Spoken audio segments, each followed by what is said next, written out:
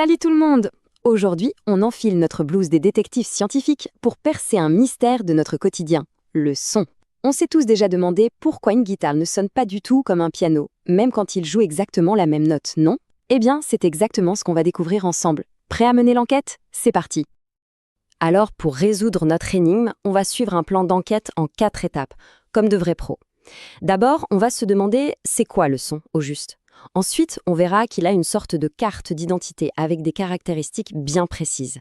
Après, on apprendra à décoder un signal sonore. Et pour finir, on verra comment tout ça s'applique dans la vie de tous les jours. Allez, on attaque la première étape de notre investigation. Avant de pouvoir analyser quoi que ce soit, il faut bien commencer par le début. Qu'est-ce que le son? Qu'est-ce qui se passe concrètement quand on entend quelque chose? Voici notre grande énigme. C'est la question qui va nous guider tout au long de ce cours. Pour y répondre, il faut d'abord comprendre d'où vient le son, comment il naît. C'est la toute première pièce de notre puzzle. Alors, le premier truc vraiment essentiel à comprendre, c'est que le son, c'est une vibration. Et cette vibration, elle a besoin de quelque chose pour voyager, pour se déplacer. On appelle ça un milieu matériel. Ça peut être l'air, l'eau ou même un solide comme le métal de votre table. C'est pour ça que dans l'espace, où il n'y a rien, où c'est le vide, eh bien c'est le silence total. Une énorme explosion à côté de soi, on n'entendrait absolument rien. Prenons un exemple tout bête, une guitare. Quand on pince une corde, elle se met à vibrer. Cette vibration fait bouger l'air autour d'elle. Mais au début, le son est tout petit, très faible. C'est là que le corps de la guitare entre en jeu. C'est ce qu'on appelle la caisse de résonance. Son rôle, c'est d'amplifier cette vibration pour que nos oreilles puissent l'entendre clairement. C'est le même principe pour notre voix avec notre cage thoracique. Et attention, cette vibration, elle ne se traîne pas. Dans l'air, elle se déplace à environ 340 mètres par seconde. Pour vous donner une idée, c'est plus rapide qu'un avion de ligne. C'est d'ailleurs pour ça que, pendant un orage, on voit toujours l'éclair avant d'entendre le grondement du tonnerre. La lumière, elle, est quasi instantanée, alors que le son met un petit peu de temps pour arriver jusqu'à nous. Ok, maintenant qu'on sait ce qu'est un son et comment il se déplace, on va pouvoir le décrire plus précisément. Voyez-vous, chaque son a sa propre carte d'identité, avec 3 informations capitales qui le rendent absolument unique. Et c'est là, pile ici, qu'on trouve la solution à notre énigme de départ. La différence entre le piano et la guitare, ce n'est pas la hauteur, puisqu'ils jouent la même note, c'est le timbre. Et comme on le voit sur le tableau, le timbre, lui, est directement lié à la forme de l'onde sonore. Chaque instrument a sa propre signature, sa propre forme de vague. Le timbre, en fait, c'est un peu la couleur du son. C'est son empreinte digitale. C'est grâce au timbre qu'on est capable de reconnaître la voix d'un proche au téléphone sans même le voir, ou de faire la différence entre une flûte et une trompette, même si elles jouent la même mélodie. Et la 3e caractéristique, c'est l'intensité. Dans la vie de tous les jours, on appelle ça le volume. En physique, on dit que l'intensité est liée à l'amplitude du signal. Plus la vague du son est haute, plus le son est fort. Et on mesure ça avec une unité que vous connaissez sûrement, le décibel, noté dB. Bon, on a la théorie. Maintenant, il est temps de passer à la pratique. On va se mettre dans la peau d'un expert de la police scientifique et apprendre à analyser une preuve, le signal sonore. Ça va être un poil plus technique, mais vous allez voir, c'est super logique.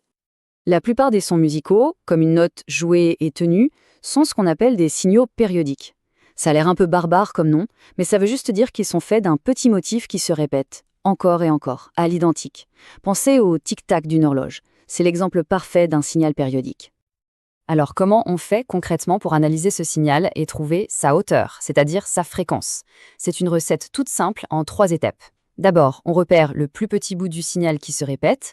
Ensuite, on mesure combien de temps il dure. Ça, on l'appelle la période, notée T majuscule. Et enfin, on utilise une petite formule magique pour calculer la fréquence. Allez, regardons un exemple. On a un signal ici. Étape 1, on identifie le motif qui se répète. Étape 2, on mesure sa durée en regardant l'axe du temps. On voit que la période T est égale à 5,0 millisecondes.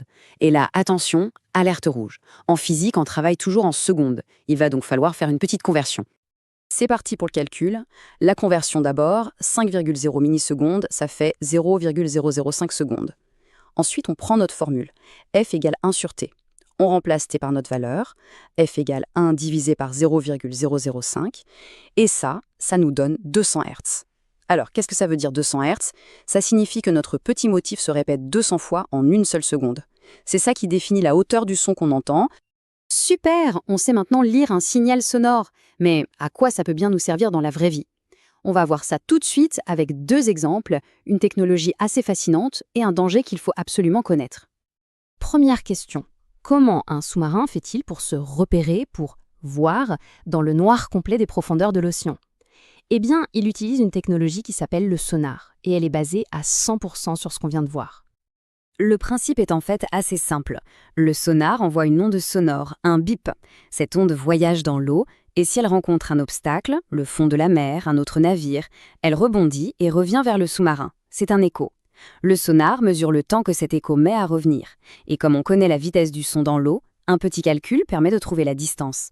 Attention, petite astuce. Le temps mesuré, c'est pour l'aller-retour. Donc pour avoir la vraie distance, il faut bien penser à diviser ce temps par 2. Passons maintenant à un sujet très important, la protection de nos oreilles. Car oui, le son peut être dangereux. Ce tableau nous donne quelques exemples.